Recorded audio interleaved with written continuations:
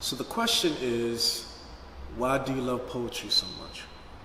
Start off, my name is Duke, the Duke of Quails, and I'm a poet. And welcome to my YouTube channel. But again, like I said, the question is, why do I love poetry so much? Poetry to me is the most powerfulest weapon or tool anybody has. The reason why I love it so much is a lot of people can compare poetry to the imagination. Why do I say that? I say that because if you think of when you're a child's imagination is one of the most beautifulest things ever. Because a child's imagination is a whole world. If you ask a child, what do you want to be when you get older? They can never really tell you one thing. They'll sit there and say, I want to be a doctor or I want to be a lawyer. When you ask them, well, how are you going to do that? 7 days out the week, how you become a doctor and a lawyer? And truthfully, they'll tell you, I could be a doctor at night and a lawyer in the morning and afternoon. That imagination is the most powerful thing kids have nowadays. I compare that to poetry because kids have their own world. They sit there, they make up their own fairy tales, their own stories, riding on dragons, and it's a defense for anything that scares them. A kid is scared of the dark. Usually, parents will tell them, hey, the best way is to either man up, or they give another fairy tale to it. Whenever you're scared of the dark, keep this symbol, or keep this special rock, or believe that you're a knight and you can fight off the boogeyman. And believe it or not, kids will run with it. They'll sit there and they'll make up in their own mind. They have a knight in shining armor, they have a gun, or whatever the case may be, their G.I. Joe. They'll make up whatever they want to make up in their head, and they honestly believe it. Now think about poetry. Poetry is like imagination. It's a whole new world that the author takes you to. The author will sit there and take you to a whole new world. He can bring you to a bird flying in the sky, to a bird going all the way up into space. And he dictates what you see. He dictates the story. He can tell you the stars that are in there. He can tell you there was a cow that jumped over the moon. Whatever the story may be. But poetry is like an imagination because it's limitless.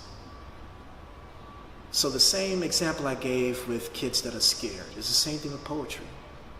When you were a kid, a lot of things you vented in different ways. If you had a bad dream, you would write about it. Or of course you would run and tell mommy. And like I said before, she would make up this big old story. She would tell you a big old fairy tale story. Even your father would tell you a big old fairy tale story. Now, as we get older, for some reason, we forgot about fairy tales. We forgot about imagination, and someone told us that we couldn't do it. It's the same thing like poetry. Not everyone is going to like your poems. Some people will sit there and tell you that you can't do it. Your poem is horrible. Just give it up. That shouldn't discourage you. The same way when you were a kid and someone told you that you couldn't fulfill that dream.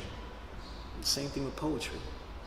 If you believe in your poetry, and if you believe that what you're writing comes from the heart, then no one should discourage you from doing what you believe in. It's the same thing with your imagination. Because imagination evolves into dreams. And the only way to make your dreams real is the effort you put into it to make it a reality. That's why I think that poetry is such a forgotten weapon. Because if you're sad about anything, a breakup, a relationship, you're depressed of being bullied or someone picking on you, if you're stressed out at work, the money isn't looking right, the hours you're putting in doesn't add up. If you're unhappy, sad, whatever the case, whatever problems you have, poetry is your tool. Even if you don't have the courage to sit there and confront a bully, write about it. Let your words go right onto paper. And that's going to push you. That's going to push you to actually have the courage to say something about it. People use words as the most powerful thing ever, which it is, to revolt against government, against bureaucracy, things that you don't like. And that's the most beautiful poetry ever. So a lot of people forgot how powerful poetry is, but it could be used to do anything. Another thing I want to tell you before I leave. And this is for people who've forgotten about poets or people who used to write and don't write anymore. Go back into that old closet, if you can't go back into that attic, and find those poems that you wrote when you were, say, in middle school. Or maybe your mother or your father probably still have those poems that you wrote about them for probably Mother's Day, Father's Day, Valentine's Day, who knows. And read those poems. Read the mistakes you made. Read the innocence that was in those poems. Because maybe that's the tool, that's the gift right there. Because when you were writing those things, you had such an imagination.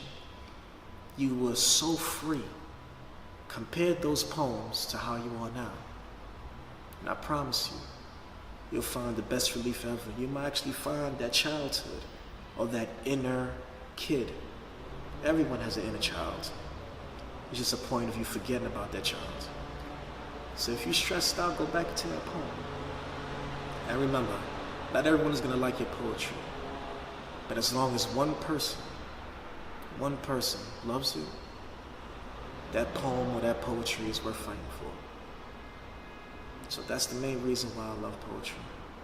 It's a silent revolution. But let's make it an actual big revolution. Loud and big. And thank you guys. Love you.